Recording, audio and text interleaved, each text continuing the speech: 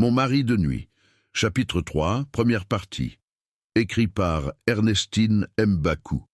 Je refusais de croire à ce que disait mon mari. C'était impossible. Le médecin s'était sûrement trompé. C'était la seule explication plausible. Jamais dans l'histoire d'une grossesse, je n'avais entendu une abomination pareille. Même les scénaristes de Marvel n'auraient pas pensé à une issue semblable. Le médecin ne savait pas faire son travail. Je décidai, contre l'avis de mon mari, d'avoir un second avis. C'était incompréhensible et surtout surhumain.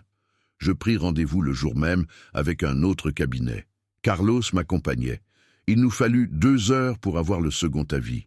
« Désolé, madame, c'est une grossesse molaire », commença le praticien, comme si nous étions des familiers des termes médicaux. « C'est quoi une grossesse molaire ?» demanda enfin mon mari, impatient. L'homme leva la tête pour nous dire du bout des lèvres. C'est une grossesse claire, nous n'étions pas plus avancés. À notre ère, il comprit que nous ne comprenions rien. « C'est l'eau !» déclara-t-il enfin. « L'eau comment ?» hurlai-je, folle de rage d'obtenir les informations en compte-gouttes. Embarrassé, le médecin nous demanda de partir. Il voulait se débarrasser de nous. J'étais encore plus perdu qu'à mon arrivée. Cette histoire commençait à prendre une tournure inattendue.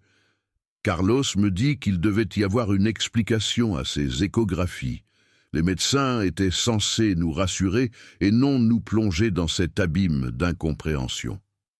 Carlos me persuada de retourner à la maison. Il prit rendez-vous avec mon gynécologue pour le lendemain matin. Comment retourner chez moi dans cet état? Qu'est-ce que j'avais dans l'utérus?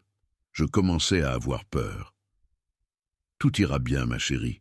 Je suis sûr que le bébé va bien, » me dit mon mari pour me rassurer. Ces paroles finirent par me calmer. De toutes les façons, j'étais impuissante et ne pouvais pas agir sur le coup. La première personne à qui je pensais pour me consoler fut mon beau-père. Je l'appelai avant même d'arriver à la maison. Carlos me gronda gentiment en disant que je n'aurais pas dû appeler son père. J'allais l'inquiéter sans aucune raison. « Il saura quoi faire, Carlos », lui opposai-je. À notre arrivée à la maison, mon beau-père nous attendait déjà. Il me prit dans ses bras. « Oh, ma pauvre femme !» Je me laissai aller. Je pouvais enfin pleurer, laisser voir ma douleur, ma peine. Ma belle-mère était là également.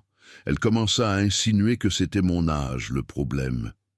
Plus on est vieille, plus on fait les monstres. « Maman !» s'exclama son fils, aussi choqué que nous tous. Je décidai de ne pas m'occuper de ma belle-mère.